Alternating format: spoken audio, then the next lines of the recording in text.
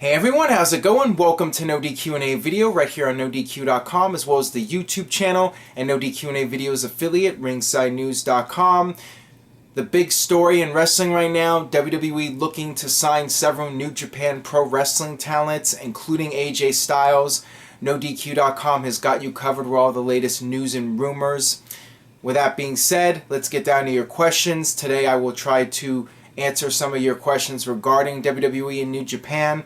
So let's get started with the first one today, which comes from Andre.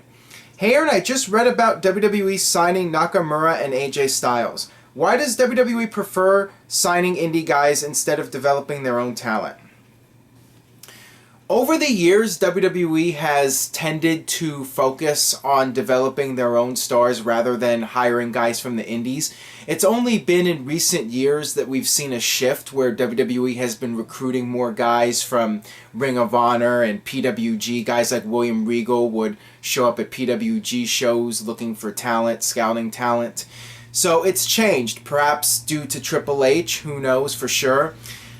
Now, as far as WWE looking to sign New Japan talent, you have to look at it from a business perspective. My guess is that it has something to do with the WWE network launching in Japan. Right when this news comes out is the same time that the WWE network is launching in Japan, and it makes sense. It makes sense for WWE to try and acquire some New Japan talents, guys that are either not under contract like AJ Styles, or guys who have contracts that are about to expire, get these guys on NXT and on WWE programming and increase network subscriptions in Japan. It makes sense because WWE's had the opportunity to sign AJ Styles in the past, so why now? What makes sense is that they're looking to get people in Japan subscribing to the network, and AJ Styles has been a big star there. Alright, this one comes from Rude Ben. Is AJ Styles ready for the main roster, or will he be in NXT once he signs with WWE? I could see AJ maybe making a few appearances in NXT, but I think it would be best just to have him debut on the main roster as soon as possible. I think with AJ Styles, yes, WWE will want to get him used to working the WWE style, but at the same time, I think that you need to just get him on the main roster as soon as possible. He's not getting any younger, and he's a fresh face. I think that would shake things up a bit, having him perhaps show up as a surprise in the near future. I think that would definitely generate a buzz on the internet, and with WrestleMania coming up, you could definitely benefit from getting fans excited, especially the die-hard internet fans, by having AJ Styles appear on the main roster. Alright, this one comes from Kenny. With the rumors of AJ and company joining WWE, how would you book a Bullet Club invasion? Well, I do not see a Bullet Club invasion in WWE. First off, the Bullet Club turned on AJ Styles in Japan, so AJ is no longer part of the group. But I suppose you could do some sort of storyline with Finn Balor in NXT and have a few of the New Japan guys come after Finn Balor, and you can do something with the Balor Club, something like that. With AJ, it would not surprise me if he just shows up in WWE and is completely independent on his own, not affiliated with any group. And I would be surprised if on WWE television that they would acknowledge New Japan and the the Bullet Club storyline. WWE's not even going to mention the word bullet. I mean, that's kind of funny because, bullet is not PG. But I could see WWE maybe on NXT mentioning the Bullet Club perhaps, and mentioning New Japan, because the people watching NXT are more of your die-hard fans that are familiar with New Japan. Your casual WWE viewer probably doesn't know anything about New Japan, so it would surprise me if there's any mention of New Japan or any kind of crossover on Raw or SmackDown. Alright, this one comes from Mr. Yuck. If reports are true, can Nakamura go far in WWE, as well said for Styles? Or do you see more of a Storm Rhino Liger type deal? Nakamura is interesting because we haven't really seen how far Hideo Itami is going to go in WWE, and I think that he is the real test. If a Japanese star can make it in WWE past NXT, there's no doubt Nakamura would do great in NXT. I mean, I'm certain of that. The question is, would he be able to successfully transition to WWE programming and get over with a mainstream American audience? That remains to be seen. That could be a bit of a challenge. With AJ Styles, I think that AJ would adapt very well in WWE on the main roster. I think you put him out there, let him do his thing.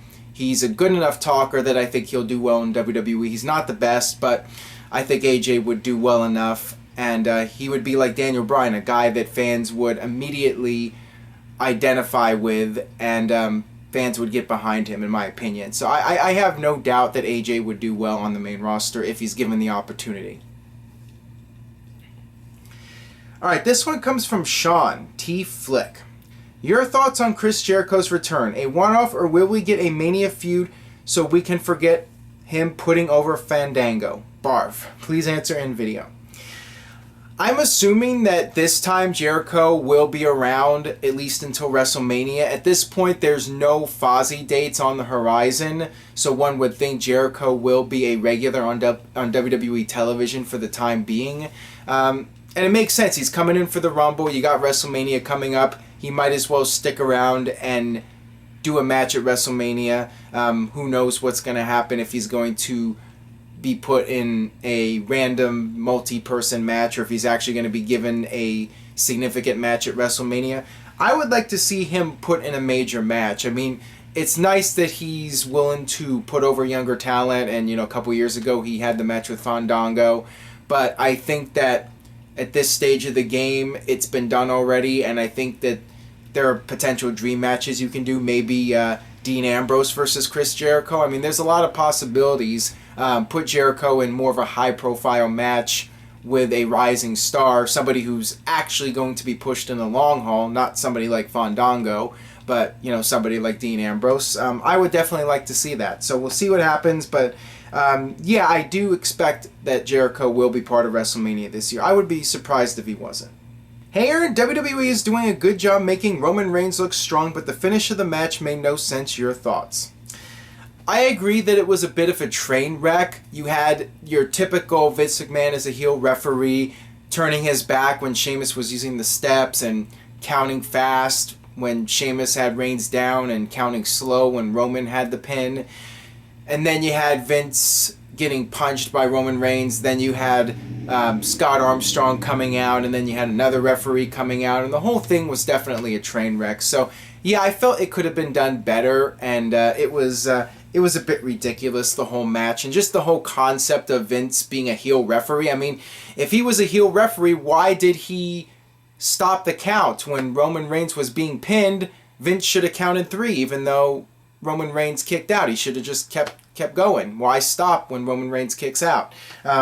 To me, that just didn't make a whole lot of sense. But I mean, they've been doing that for years with the heel referee gimmick, which is why I was never a huge fan of the heel referee gimmick that they were doing for all those years.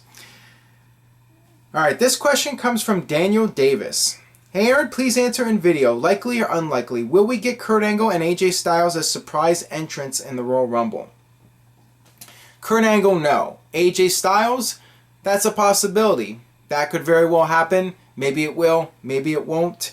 But one would think that there would be a few surprises in this year's Royal Rumble match, and I'll talk more about potential surprises in a future video, so stay tuned for that.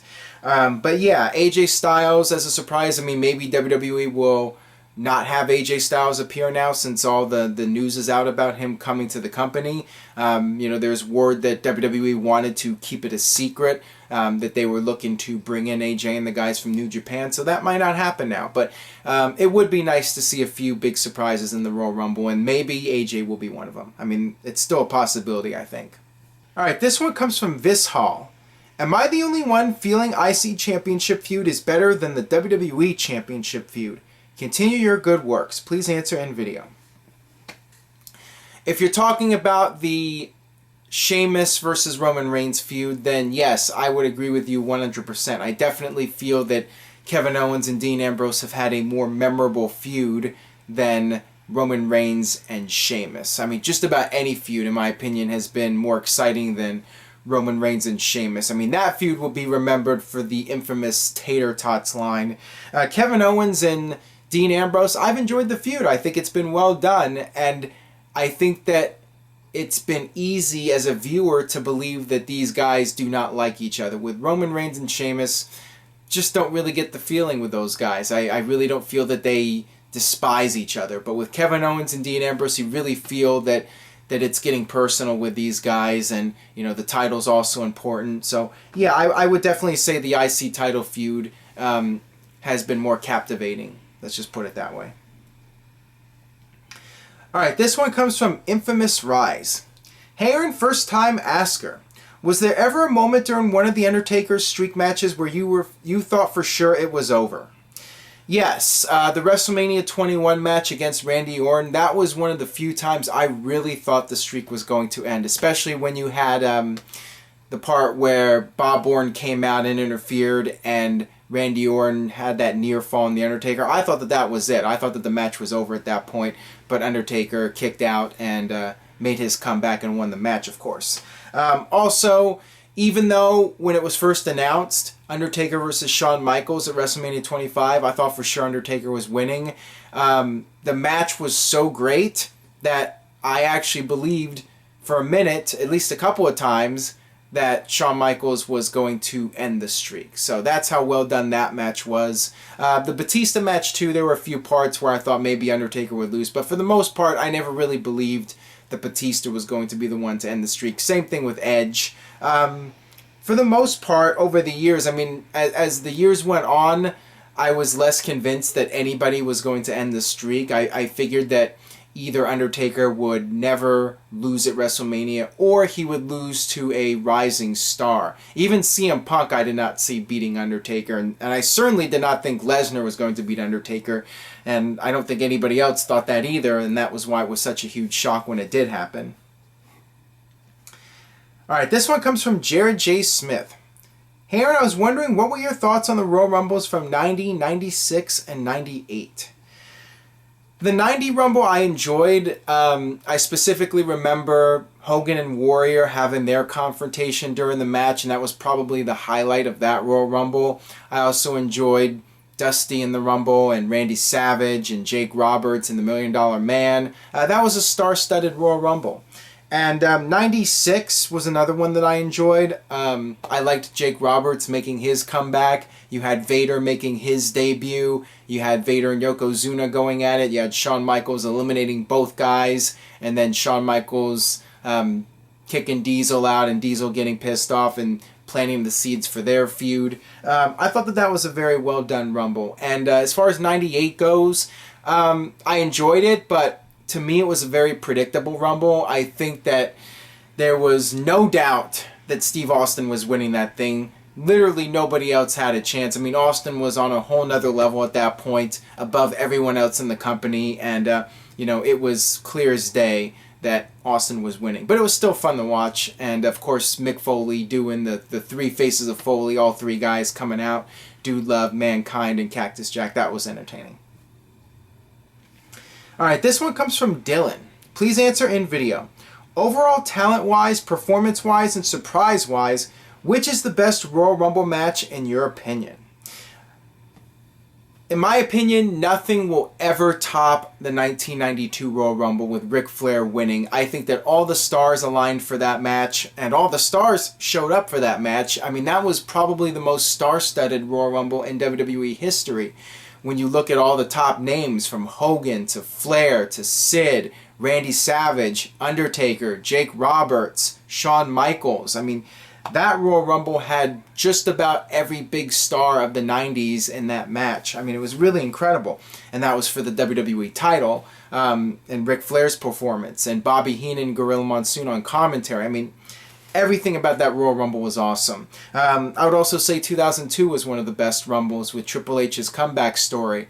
And you had Goldust making his comeback, and Val Venus and The Godfather. That was very entertaining. And you had Mr. Perfect out there. All the big names, all the stars from the past coming back. I mean, that was a great Rumble as well. Alright, last question today comes from Eli Garcia. Heath Slater and his new group. Is this another League of Nations type thing to get them on TV? And what kind of name is Social Outcasts? Please answer in video. I have no idea what the name Social Outcasts is supposed to be. It's a lame name, and as far as I'm concerned, they are 4MB. I found the segment to be entertaining. I mean, it's ridiculous, over the top, and nobody is going to take these characters seriously. It is what it is, but I will say I was entertained by the segment, and at least these guys are getting TV time, which is better than not getting TV time. So hats off to them, and hopefully that they can run with this and have some TV time and have some fun with it. So we'll see what happens. Alright, that'll wrap it up for this edition of NoDQ&A video. I think I'll be back tomorrow with yet another video, as this continues to be a very busy week. I'll give my thoughts on TNA's return to television with the Pop TV debut, also SmackDown and other topics. There's a lot to talk about. No shortage of topics. Trying to get through your questions, so keep sending them in and I'll keep answering them. Go to twitter.com/AaronRiff to send in your questions. Subscribe to the YouTube channel if you haven't already, and of course, stay tuned to NoDQ.com for all the latest news and rumors. See you guys next time.